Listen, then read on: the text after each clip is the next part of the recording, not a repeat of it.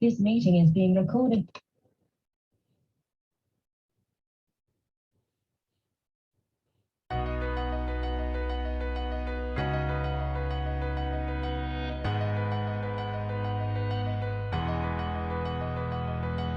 Hi, welcome everyone. Thanks for joining us tonight. We're going to give a couple more minutes for others to join us. We'll get started shortly.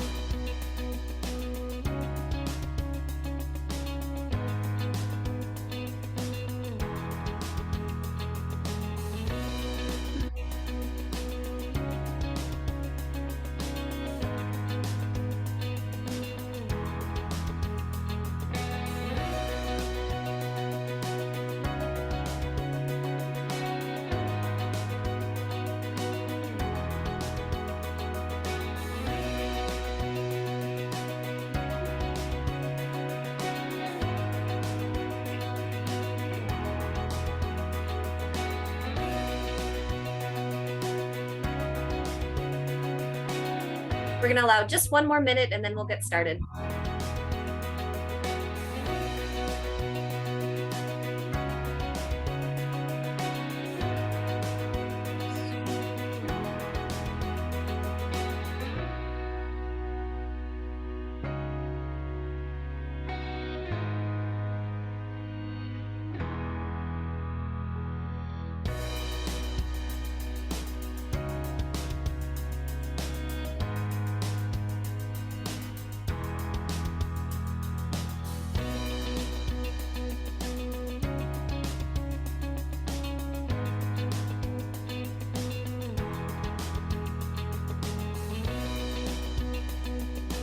All right, we'll go ahead and get started now. So my name is Jackie Borchert. I am the Director of Operations at Vision Forward Association, located in Milwaukee, Wisconsin. Tonight's presentation is about Make Your Vote Count. This is a collaboration between Vision Forward, the Wisconsin Council for the Blind and Visually Impaired, Disability Rights Wisconsin, the Statutory Council on Blindness, and Disability Vote Coalition. I also want to thank our community partners, Beyond Vision, ABLE, Center for Deafblind, and IBVI. Just a couple of logistics before we get started. All participants are muted upon entry. We will be recording this session, so if your video is on, please be aware that you may be a part of the recording. I'm going to turn things over to Corey, who's going to give a quick rundown on some of the keyboard commands for any screen reader users. Thank you very much, Jackie. As Jackie mentioned, everybody is muted. We ask that you remain muted until the Q&A portion at the end of tonight's session. When that time comes, if you'd like to chat, you can either hit Alt-A if you're on Windows. That'll go ahead and unmute yourself. Command-A if you're on a Mac computer, speak, and then you can follow your question or comment by hitting that Alt-A or Command-A again, and that will mute yourself. If you would prefer while muted, you can also hold down your space bar, give it maybe a second or two, go ahead and speak, and then when you release the space bar, you will return to muted. You can also feel free to use the chat. Again, we ask that you maybe hold off on your comments or questions until the end of the session, just so that as it's being added into that chat box for those using screen readers, it doesn't distract during our presentation. But when it's time for Q&A, feel free to hit your Alt-H or Command-H. That'll open up your chat box. Feel free to type in your message followed by Enter, and that'll be posted to everybody. All right, great. Thank you so much, Corey. As Corey mentioned, there will be opportunities for question and answer.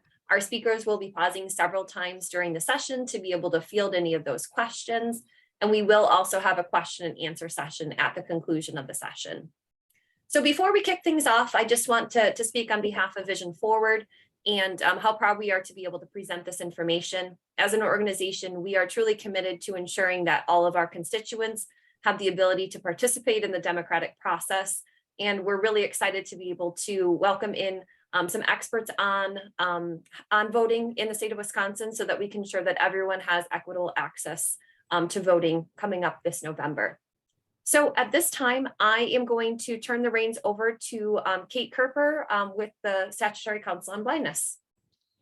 Thank you, Jackie. I also just want to say how happy I am to be here representing the Statutory Council on Blindness. We too are very committed to people who are blind and visually impaired having equal access to anything and everything in the state. And that's why we are appointed by the Department of Health Services to represent people. We are here to advocate and to advise the different state departments on policies, procedures, and programs that affect people who are blind and visually impaired. And I'll just put in a brief plug here saying that we are still looking for new members.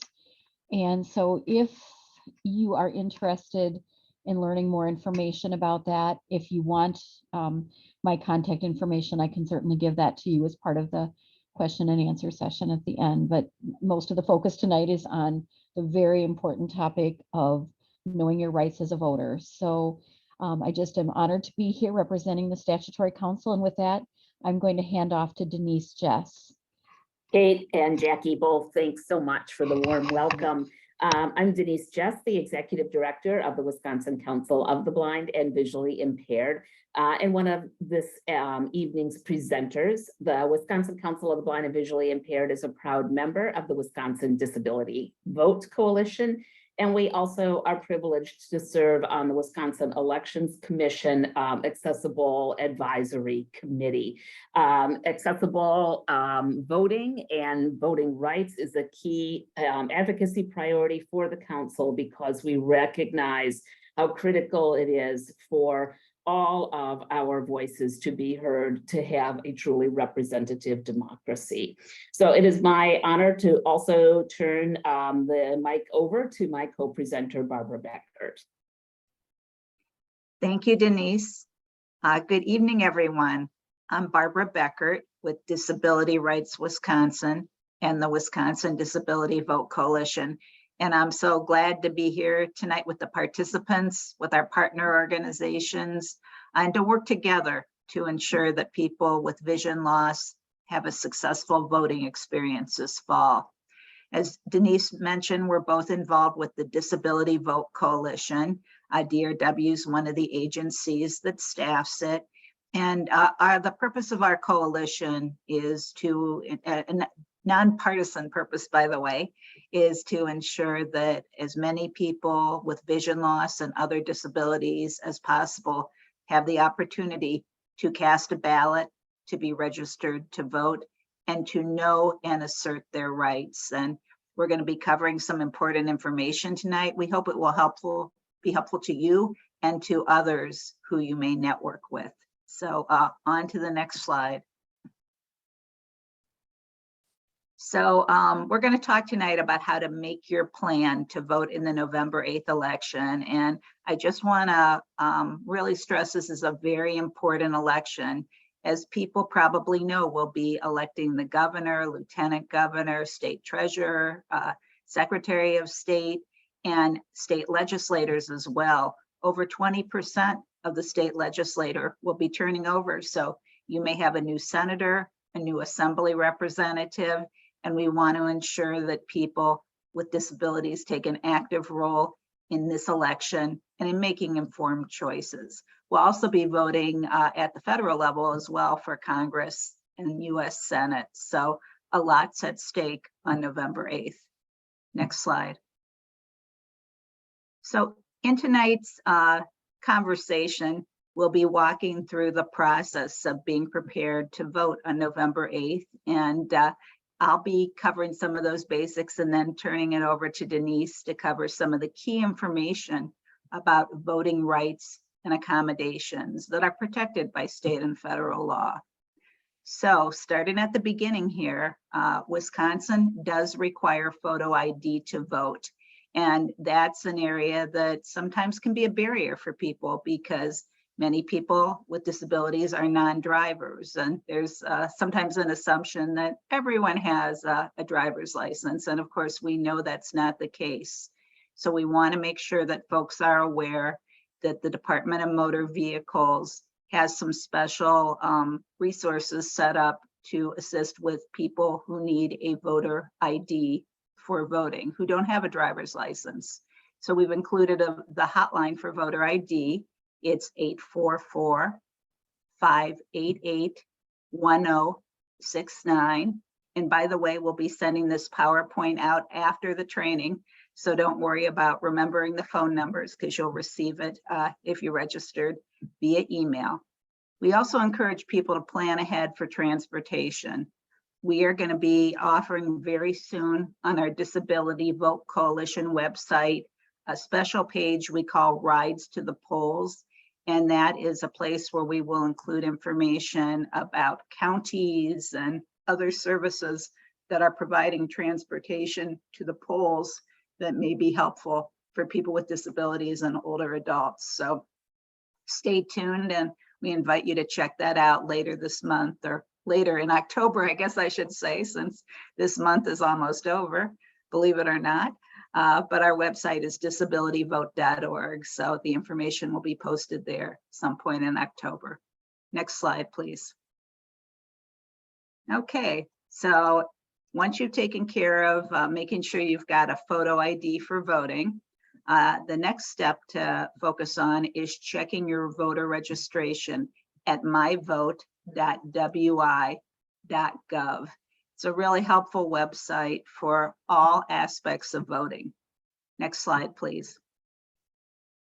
So you can use myvote.gov to register if you are not already registered, and if you've moved since the last election, to re-register. So always encourage people to check that and make sure the registration is current. Some people don't vote in every election, only vote in the presidential election. If you haven't voted in 4 years, your voter record might not be active any longer. So be sure and check that out. DRW also has a voter hotline. So if someone doesn't have easy access to the internet or isn't comfortable navigating it, please feel free to give us a call and we'd be happy to assist with that. And that hotline number will be mentioned later too. Next slide, please. So like so much in life, there are a lot of important timelines when it comes to voting. So you want to make sure that you plan ahead. So for the November election, here are some of the really important deadlines that are coming up. In order to register by mail or online, the deadline is October 19th. So that's just 20 days away, coming up very quickly. The good news is that if you haven't registered to vote by October 19th, you still do have options. Either you may register in person at your municipal clerk's office. The deadline for that is November 4th. Or in Wisconsin, we have the ability to register to vote the same day of the election at your polling place. And that's a really great thing, important for accessibility. And of course, election day is Tuesday, November 8th. So a little over a month away, coming up quickly. Next slide, please. So let's say you are not registered to vote currently. Although we always tell people about myvote.gov, and that's a handy way for people to vote, to register to vote. It's not the only way. So you can register online, but you also have the option to register by mail at your clerk's office, or as I just said, on election day at your polling place. Next slide, please. Absentee voting is really popular among a lot of people with disabilities, particularly for many people who are non-drivers. They like the convenience of voting absentee because they don't have to worry about transportation to get to the polling place. So if you're someone who prefers to vote by mail, you have the option to do so. Wisconsin is what we call a no excuses absentee voting state. You have a few ways to request an absentee ballot. Again, you can do it online on the My Vote Wisconsin website, by mail, by email, or in person at your clerk's office. If you want to vote by mail or vote absentee and you don't have a request in already, we encourage people to get that request in as soon as possible. Do not delay. The rules say that you can wait until November 3rd to get that request in, but I would advise against waiting until November 3rd because that doesn't give time for the ballot to come to you in the mail and for you to return it. So at least a couple weeks in advance of the election and as soon as possible. I vote absentee because I usually am working on election issues on election day, so it's hard for me to get to the polling place. And so I have an absentee ballot request on file, and I already received my ballot. The ballots were first mailed on September 22nd. So if you have an absentee ballot request already on file, it may have already arrived at your home.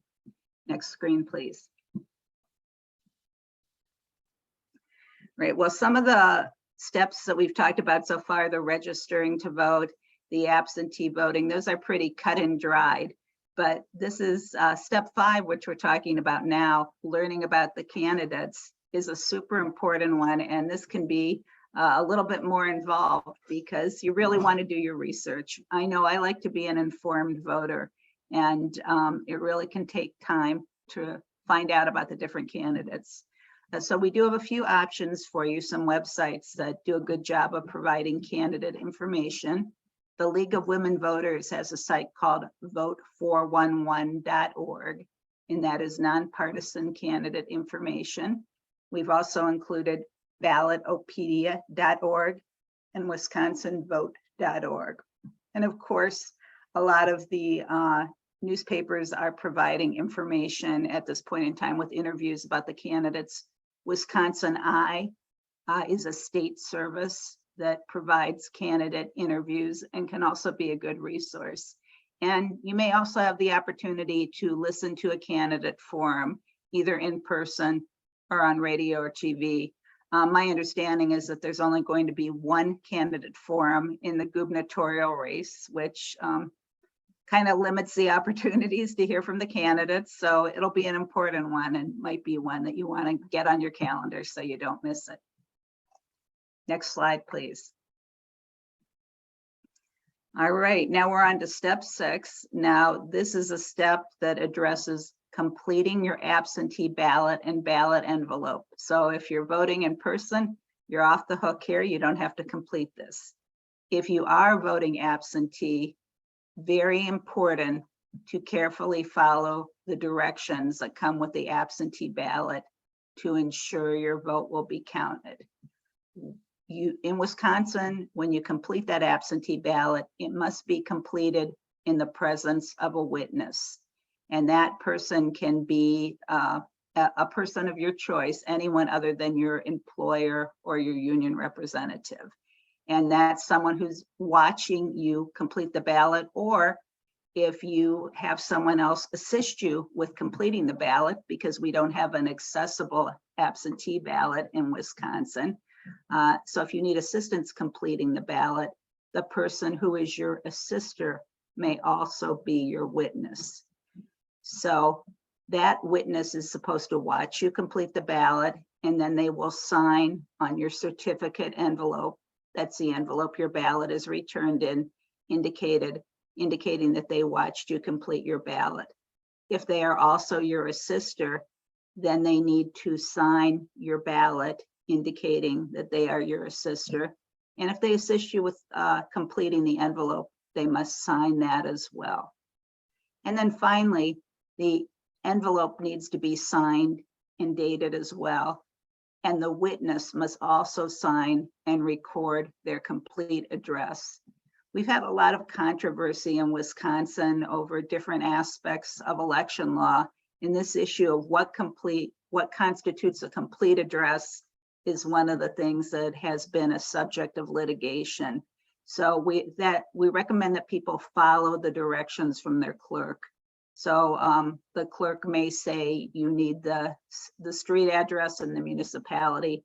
Some clerks also state zip code, so it's not uniform. It really depends where you live. You know, if in doubt, my recommendation is provide more information. You know, if you include the zip code, it's not gonna be harmful. It's just will ensure the address is as complete as possible. Denise, did you have anything to add here about completing that witness information and assister before I move on? Just wanted to get any tips you might have. No, I think you've covered it really well. Thank you. Sure, absolutely. Next screen, please. All right, step 7. This is an easy one, but a very important one. As I mentioned before, deadlines are so key with voting. So if you vote absentee, you want to return that completed, witnessed absentee ballot as soon as possible. It must be received by 8 p.m. on November 8th for your vote to be counted. Next screen, please. So one of the areas that we often hear about from people is that they may need some assistance with returning their ballot. And in Wisconsin, the law has been going through some changes in terms of whether or not ballot return assistance is allowed. And a court order clarified on August 31st, so pretty recently, that federal law protects the right of people with disabilities to receive assistance in any aspect of voting, including mailing or returning your absentee ballots. The voter may receive assistance from a person of their choice with only these restrictions. That person cannot be the voter's employer or agent of that employer, or officer or agent of the voters' union. And that's really important that we have a clear ruling now from a federal court affirming the right of people with disabilities to have that assistance. Should you be someone who needs assistance with returning your ballot, and this might be for a number of reasons. It might be because there's not enough time to put it in the mail. It might be because you don't feel confident mailing your ballot, even though it might be a couple of weeks. You just might not feel sure that your ballot will get there in person. Or you might live somewhere where it's difficult to put the ballot in the mail. There are a lot of reasons why people might need assistance returning that. So if you're someone who needs assistance returning your ballot, first of all, we recommend that you talk with your assister about it in advance so that they understand that the ability to have someone else return the ballot is limited to people with disabilities. So if a voter does not have a disability, they must return or mail their own ballot. They can't have someone else do this for them. When the ballot is returned, election officials and the clerks are not allowed to inquire about the voter's disability status between some very specific questions that are in the guidance that was published by the Wisconsin Election Commission. No additional steps beyond those may be taken to verify the voter's disability. I think I've got those questions on the next slide. So if we can go to that next slide, please. So if you are someone who's requesting assistance with returning your ballot, we recommend that you go over these questions with your assister so they know that the election official may ask them. And I'm going to read them to you right now. So these are the questions that the assister may be asked. Are you the voter? And they say they aren't. Then they can be asked, are you delivering the voter's ballot because the voter has determined that they require assistance returning the ballot due to their disability? If the answer is no, then they're going to say, sorry, we can't accept the ballot.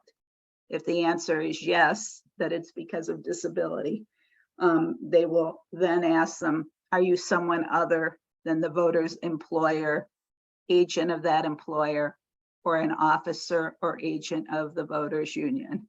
And if the assister says yes, then the ballot can be accepted.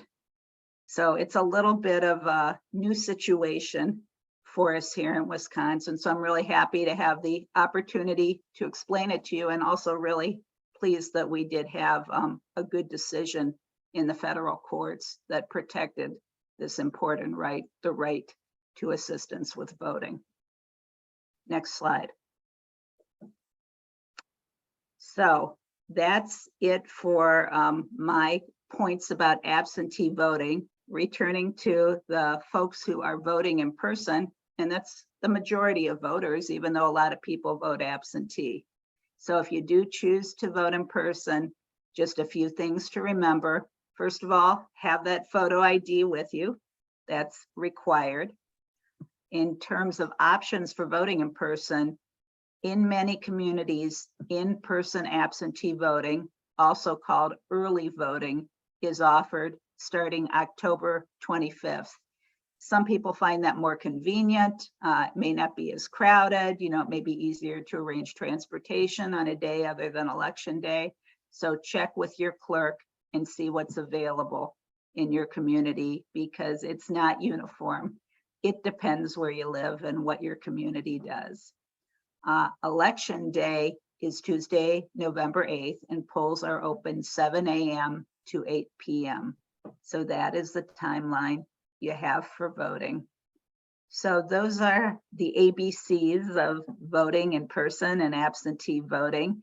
But a piece that is especially important to be aware of is knowing your rights. And I'm so glad to turn this over to Denise Jess, who brings so much expertise to this topic. Next screen, please. And thank you, Denise.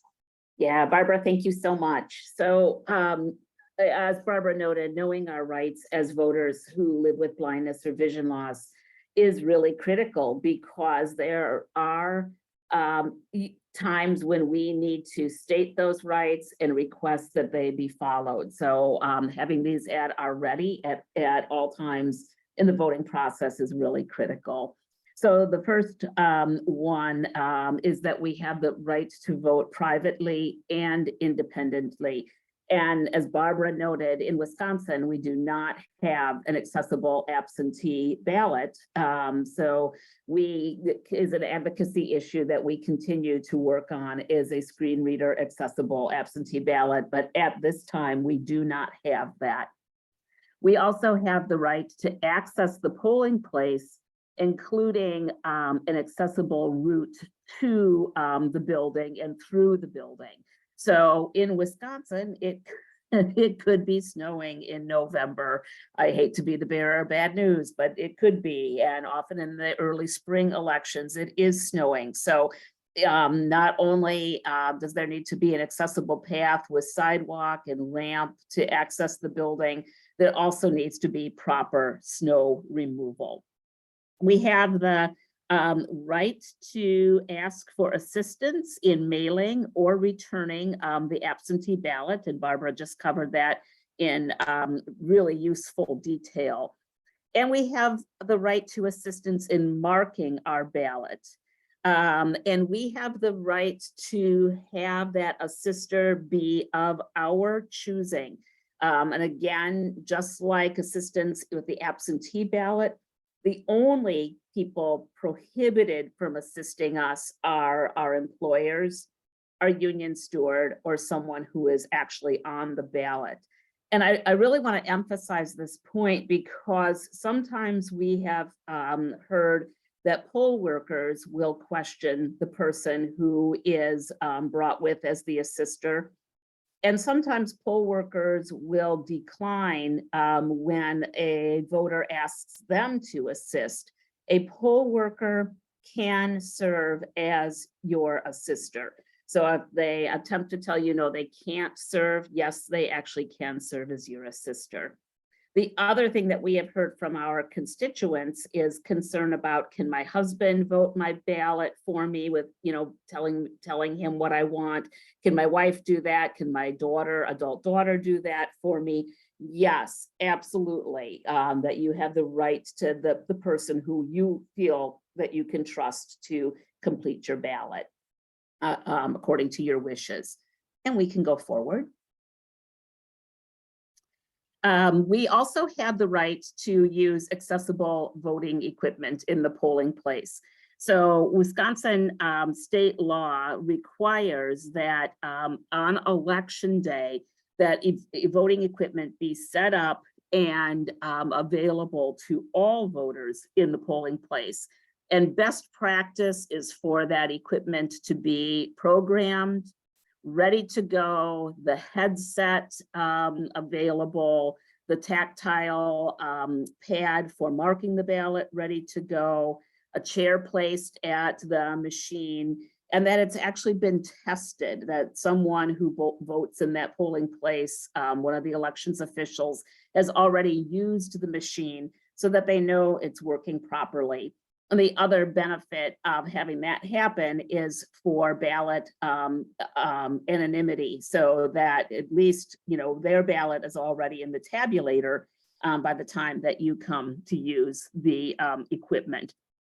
So all polling places need to have that. And sometimes what we hear is elections officials say, well, nobody ever uses it, so we didn't bother to plug it in or get it programmed and ready to go. And we often know that elections officials don't offer the accessible equipment, so you may need to ask. We continue to advocate to have our poll workers offer the equipment to all voters, and we haven't rounded the corner on that yet. So if you wish to use the accessible absentee or accessible voting equipment, please ask to use it. Anyone can use the accessible voting equipment. It is not reserved explicitly for those of us with vision loss or other disabilities. And we actually highly encourage everyone to use the equipment for a couple of reasons. It normalizes it. It really says to election officials, this equipment is important and it's valuable, and so it removes it from being marginalized.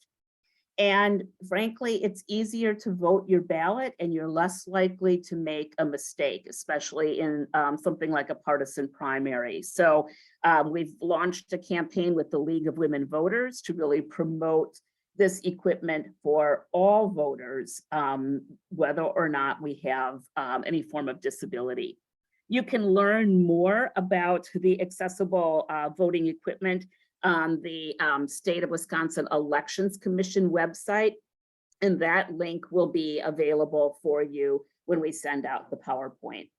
And just to let folks know, there are two images on this slide. One image shows the accessible voting equipment before the ballot is inserted, and then the second displays the screen with the tactile keypad for being able to mark the ballot.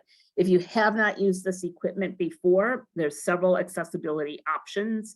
One is that you can wear a headset and have screen reader access, and then you use the tactile controller for marking your ballot, and you're able to read back your ballot before you complete it. It will print a ballot for you, so you actually put a printed ballot into the tabulator.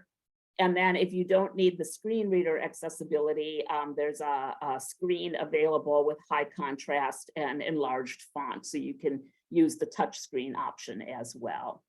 And we can go forward. We also have the right to, in Wisconsin, to use curbside voting. So if a voter is unable to enter the absentee polling place or the polling place on election day because of disability, under Wisconsin statute, we have the right to use curbside voting.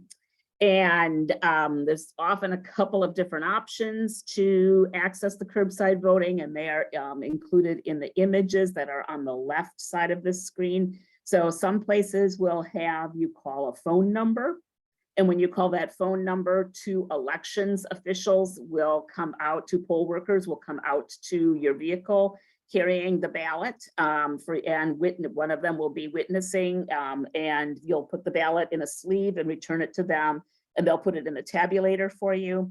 Or other polling places will have you ring a bell, and then that doorbell rings in the polling place, and they still send out 2 poll workers. We highly recommend that if you are using curbside voting, that you talk to your clerk in advance of election day, so that you can find out, how to utilize the curbside voting in your area. And we can go forward. We also have the right to reasonable accommodations. So one of the things that we do in our advocacy work on the Accessible Advisory Committee is we've encouraged, and we're so pleased that the Elections Commission runs a supply program. So at no charge to the municipalities, clerks can receive things like signature guides, or magnifying glasses, or lighting if needed, and the proper signage for accessible curbside voting. And we have the right to ask for those things if they're not automatically offered. So we can ask for a chair to sit on if we need to be able to sit to maintain being in a long line, or be able to sit to vote. A signature guide to sign the poll book, which is so helpful. I cannot tell you how many times I've missigned the poll book, because when the poll worker hands me the pen and points to the place in the poll book, I need to first find their finger and then try to sign in the appropriate box. So my polling place routinely uses a signature guide now, and they use it for all voters, not just those of us with vision loss. And the feedback they continually get from other voters is how helpful that signature guide is, because the poll book is intimidating for more than just those of us with print-related disabilities. You also we have a right to ask for a magnifying glass or a sheet magnifier. And if for any reason you need assistance stating your name and address, you can ask for that. And then tools for communication for folks with hearing loss, so pen and paper, or chart tablet and marker. All right, and we can go forward. I want to touch base on voting and guardianship. So if you or anyone you know is under guardianship, we want to be really clear that Wisconsin law does not prohibit someone from voting. And the only time that someone under guardianship cannot vote is when it's court ordered. And this is really critical, because we have heard of voters who were under guardianship, who had not had their right to vote revoked, but who were told by an election official or a family member or a care worker that they weren't allowed to vote because of being under guardianship. So really emphasizing, unless that's been removed from you by the court, you still have the right to vote. The court decision comes through a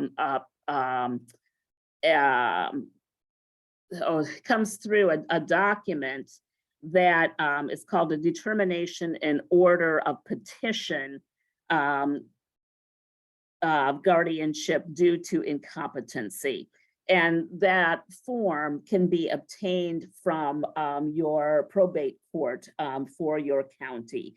And the form itself won't say the person can vote. There'll be a place on it that it's checked to say that the right to vote has been removed. And we can go forward. A person who is under guardianship, who has lost their right to vote, can petition the court to have it restored under Wisconsin statute. And there are some excellent resources about voting rights and guardianship on the Disability Rights Wisconsin webpage. And again, that link will be available for you in the PowerPoint. And we can go forward. So the Disability Vote Coalition website is just a gold mine of resources. A lot of effort has gone into creating videos, which, by the way, are audio described, so they're very accessible, and fact sheets and other information. If you have not visited the website, I really want to encourage you to do that at disabilityvote.org. And one of the tools that is there is a video on voting rights, and several folks with disabilities speak about their rights, and it's a great tool, great review of what we're talking about tonight. And then there are also many fact sheets, not only on voting rights, but on different elected officials, in offices, and why those offices are really critical for decision-making on behalf of those of us with disabilities. And we can go forward. If you have questions along the way, there are some really helpful resources. Your own municipal clerk is a wealth of resources, particularly that things that are really germane to your community.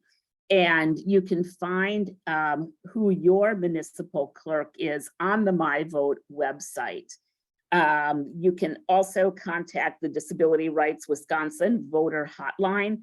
That hotline is staffed year round, not just on election day or during the election period.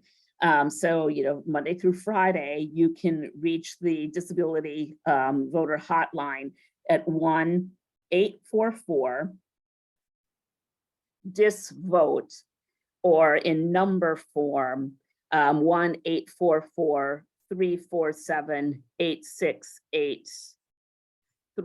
Right? My screen is blocked out right on that part. You can also reach the Wisconsin Elections Commission at 866-868-3947 or 1-866-VOTE-WIS. And one of the cool things I just want to note is that Beyond Vision has a contract with the Wisconsin Elections Commission, and they do a lot of the tier 1 calls. So those initial, pretty easy to answer sorts of things. So when you call the Wisconsin Elections Commission on election day, you might be talking to someone who works at Beyond Vision. And then Barbara mentioned this earlier, and I want to circle back on it. The Department of Motor Vehicles has a voter ID hotline, and that is available at 844-588-1069. And you can apply for a free ID for voting at the DMV. And again, just a reminder, the PowerPoint will be coming to you, so you will have access to all of these phone numbers, and the PowerPoint will be in a screen reader accessible form. And we can go forward. So again, just a reminder about the value of the Disability Vote Coalition website. And there's videos, you can sign up for our e-newsletter and follow us on Facebook and join us for monthly meetings to really help support access to voting for all voters, including those of us with disabilities. And we can go forward. And that's it. So Jackie, I'm going to turn to you to support and we can stop screen share, I think, to Corey. So to facilitate any questions and discussion from the folks who have joined us tonight. All right. Thank you so much, Barbara and Denise. So we're going to open up the floor now to any questions. As Corey mentioned before, with the instructions on how to unmute yourself to be able to ask a question, we welcome any questions at this point.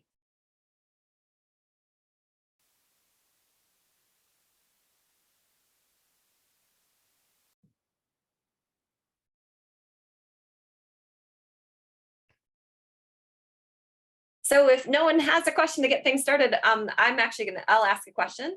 To the point of the assistance provided by another individual, Barbara, you had indicated that they needed to sign that ballot or on the envelope, I believe, in order to indicate that they had provided that assistance. Is that a signature they need to do in addition to acting as the witness for the ballot? Yes, that's a really good question. And in fact, making sure I'm unmuted. I'm just pulling out because I have my ballot right here. So, so I can look at it. So there are a few different places that are involved. So if you have someone assist you with completing your ballot, right on the back of the ballot, there's a certification of voter assistance. And it reads, I certify that I marked or read aloud this ballot at the request and direction of a voter who is authorized under, and it gives a statute, to receive assistance, and then signature of the assister. And again, it's important to note that the assister's job is to complete the ballot as directed by the voter, not, as the assister wishes to vote. So that's on the ballot.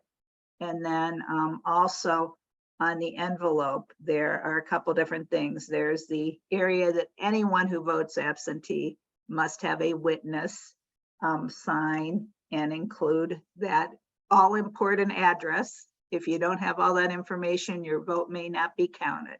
So very important. And then there's also certificate of assistant. That is if the assistant is also assisting with completing the ballot certificate envelope. So most people who have an assister complete their ballot, they probably have them complete the envelope too.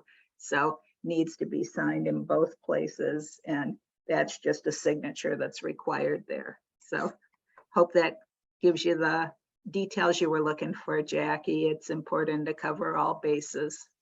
Yeah, absolutely. That's very helpful. But it is okay for that assister then to also be the witness? Correct. Okay. Yeah.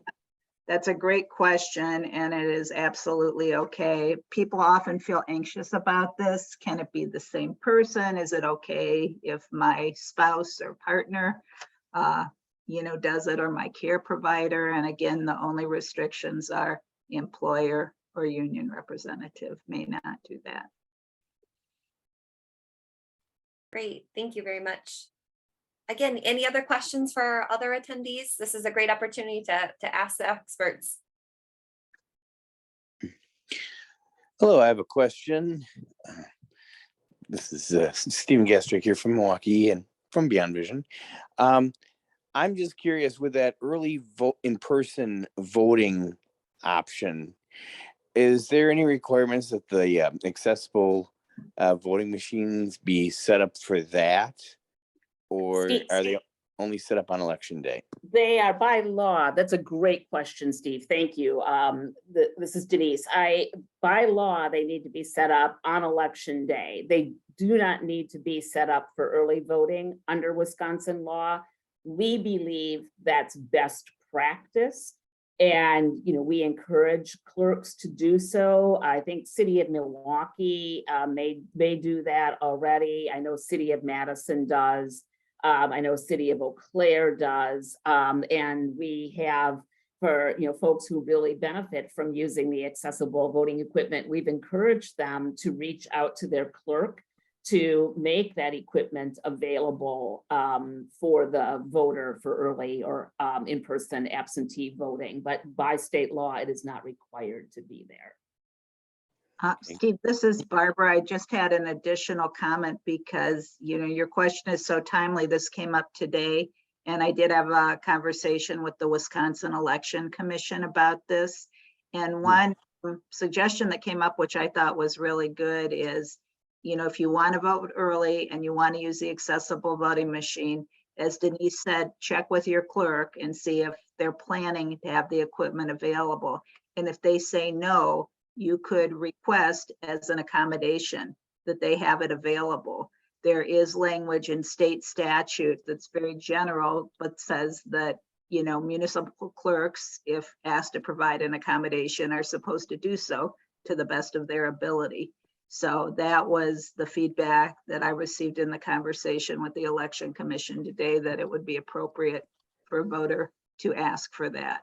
I also asked if there might be some voting machines that might be difficult to set up independently for early voting. You know, I know that some of the voting machines that are used in a limited number of counties are, for example, connected to the tabulator as well. And initially the Election Commission staff person I talked with didn't think that would be a problem, but she was going to check into it.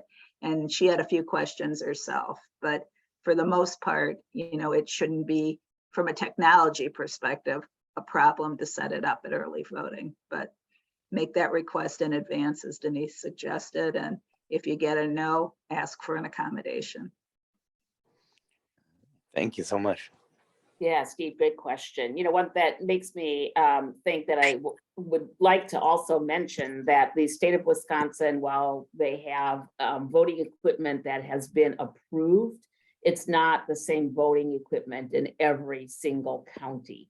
So yeah, I think it's in some municipalities are, because the equipment is expensive, are still using some equipment that we would consider antiquated and should be retired, but is still in use. So if you're at the polling place on election day and that equipment is not set up or not functioning properly, we really encourage folks to, if you can, hang in there and help the poll workers to be accountable for having that equipment work properly, you know, get the printer cartridge fixed or whatever needs to happen. And of course, if you don't have time, you know, then asking for an assister. But really, please don't leave the polling place without voting if you've made it there.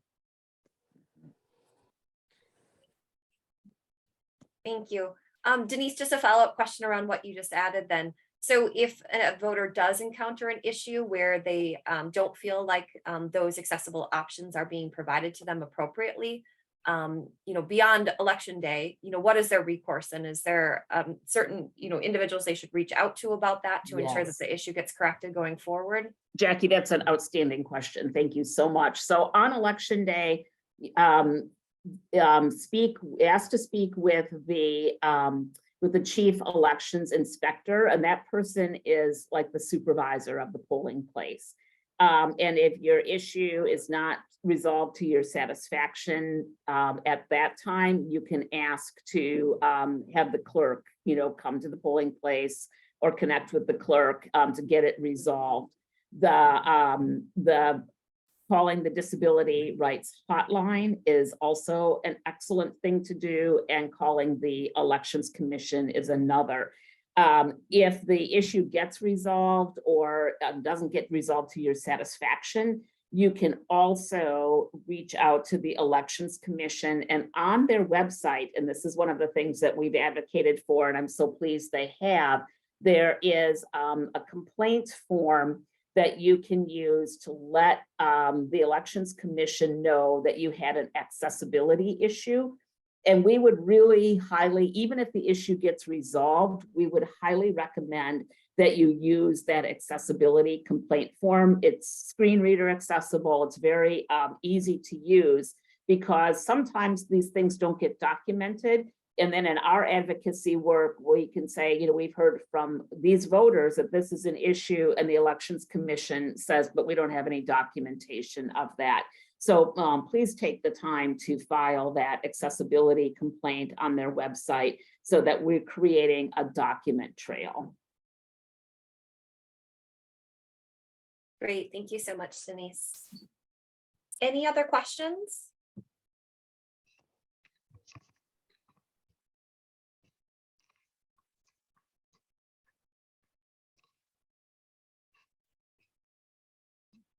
I was curious, this is Barbara, I actually have a question for our participants.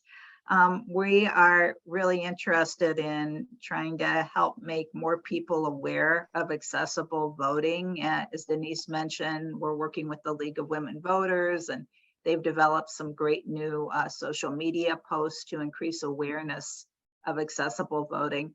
And I wondered if anyone on the Zoom today might have any suggestions for us about how we can reach out to more people, because we find so often people don't know about accessible voting, that this technology is available and that it's not offered to them. So any ideas on how we can do a better job getting the word out, or maybe work with some of you to do that?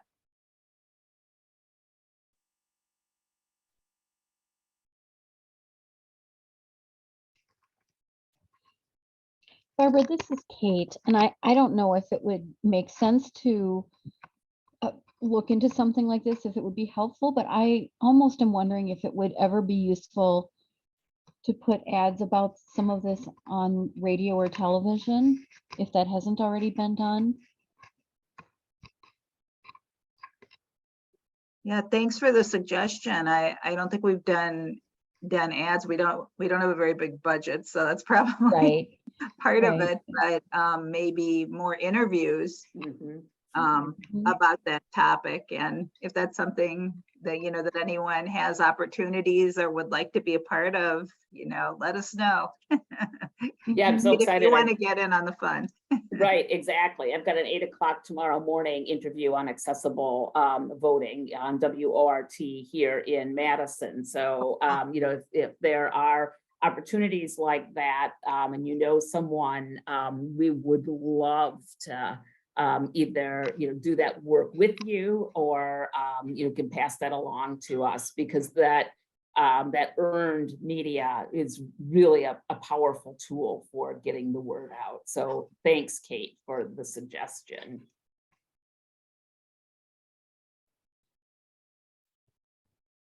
Yeah, we appreciate it. And if there are any ways that the statutory council is able to share information, I'm not, I think the different councils that the state has function in different ways, so I'm not as familiar with the specifics about this particular council, but maybe that's an agenda item to have at some point. Right. We have shared with some of our constituents that participated in our community conversations a number of months ago about, the different websites and the different things that are available that we met about with you all earlier this year. So, but it's definitely a thought. Thanks, Kate.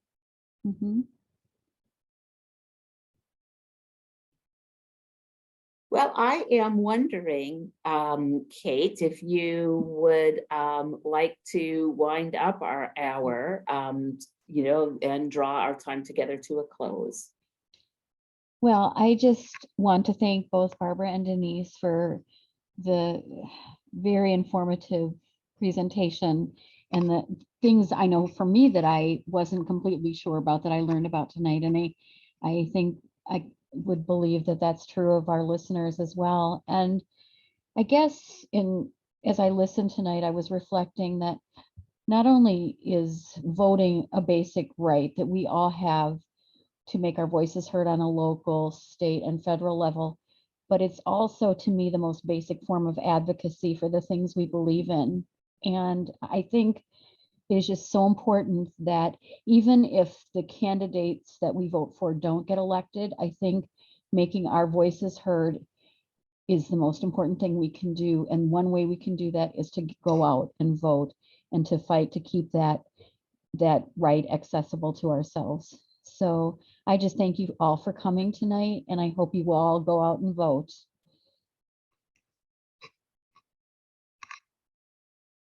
Thank you so much, Kate.